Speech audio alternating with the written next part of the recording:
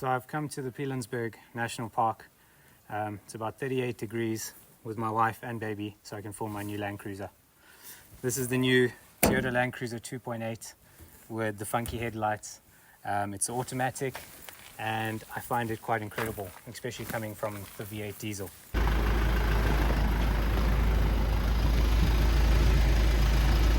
So as you can see, we're here in the Pilanesberg National Park. We've got some beautiful hippos and elephants behind us, and you can hear them growling, hopefully in the background. Oh, there we go. And that's incredible.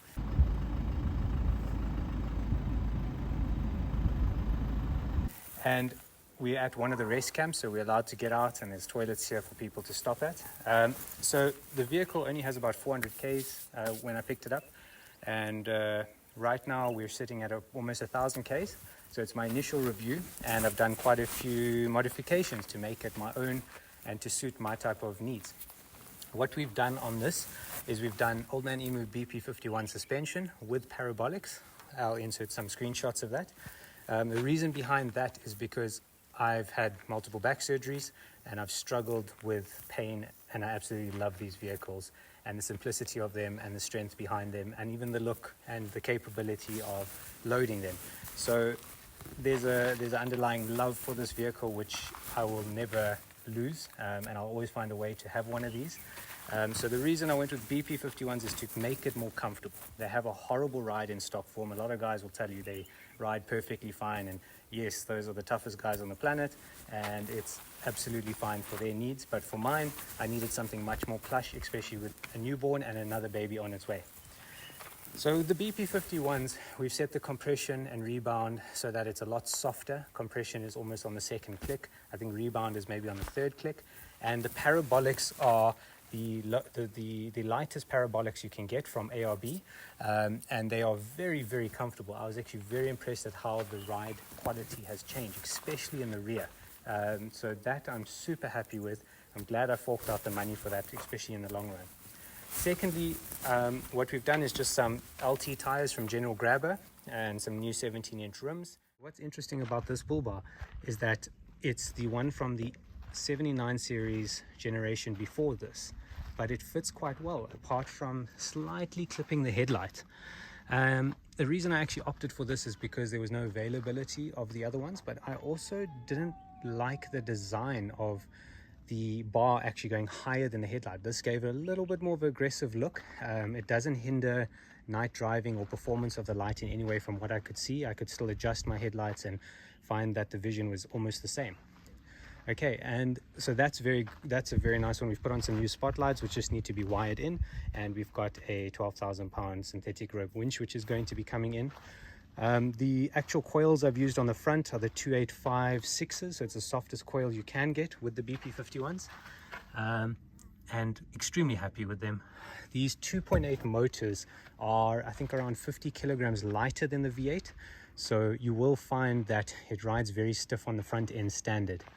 But now with those new coils and with the new suspension, I'm very happy with it. We've just fitted a Rhino cab canopy. Luckily there was one in stock that was color coded to our needs, so very happy with that, and it looks great, I must say. We have put a rear wheel spacer on.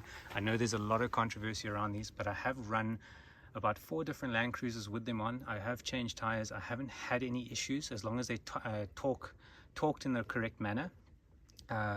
But it's one of those things where there is a lot of reasons not to have one to correct the rear width or the rear track width.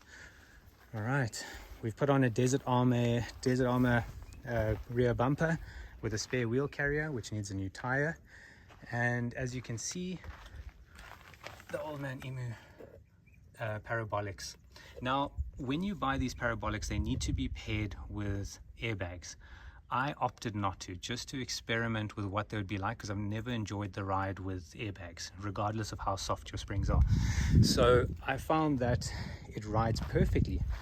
Also, as you can see, the way the vehicle sits, it's not sagging. That's with a canopy and a decked drawer system in the back with a little bit of luggage, and it's absolutely plush, almost too soft for most people on the road, but if you're driving with a vehicle with not too much stuff in it, you'll actually really enjoy it.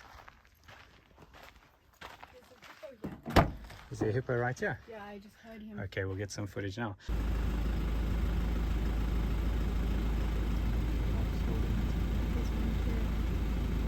wow, it's coming right up.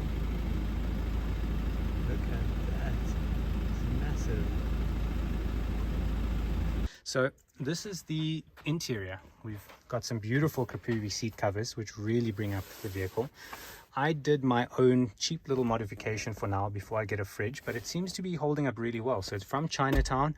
It was about 500 bucks or 500 rands, and I just pretty much bolted it in on top of the existing center console, and it makes for a great armrest. A little bit flimsy, but it's been holding my weight really well, especially with my back pain. And it's got a cool coffee cup. And it's got a cool coffee cup for the wife. Then we've got the 6-speed automatic, which is great. We don't have the dials like Australia, unfortunately, but still very happy with that. And it comes with a navigation system with tracks for Africa and also Apple CarPlay, which is great too. I'm not the biggest fan as yet. They are growing on me. I've noticed from initial people's reaction, they absolutely love it. One of the game rangers told me, why are you bringing in such a beautiful vehicle into the game park? And I told him, but this is a Land Cruiser, this is where it's meant to be. And he was kind of shocked. So it has got some positive reactions, which is quite great. I haven't seen too many negative apart from the old school V8 guys. So that's a good thing. Maybe it'll grow in over time, just like everything does. It'll always get a negative appeal initially, and I think it'll become the new standard as Toyota brings out the new Prados and FJs with a similar kind of design. Okay, so what is it like to drive? It's honestly great.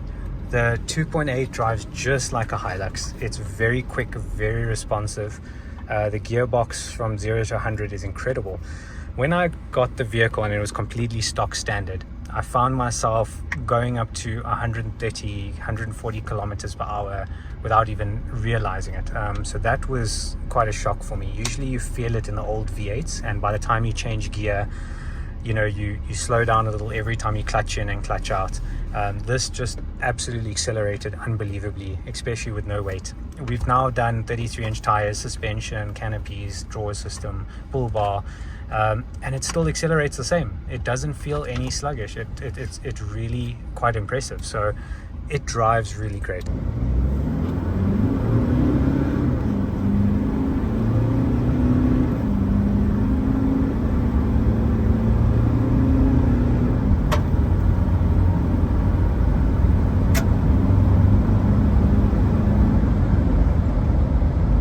Enjoying the automatic gearbox, especially off-road on the low speed, slower things.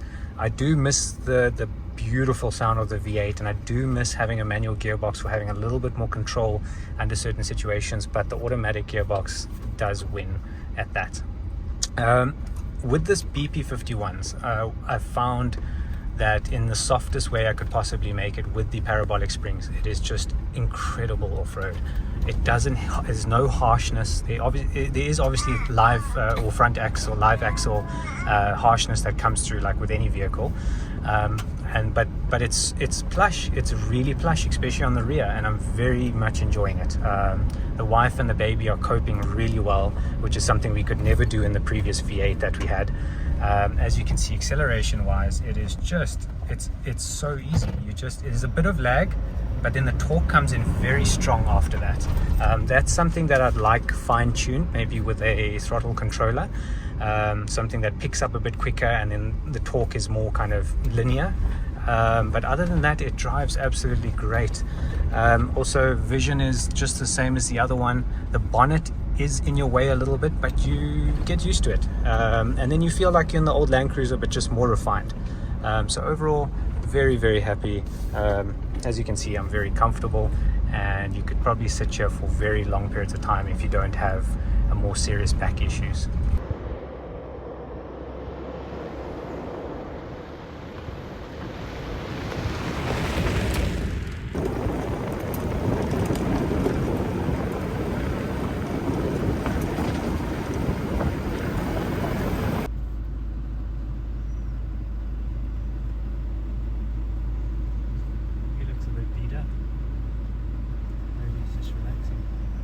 Having a quick little lunch stop with some toasties which we bought earlier, and using the canopy as shade, which is awesome. And why aren't we eating in the restaurant? Because we spent all the money on the Land Cruiser.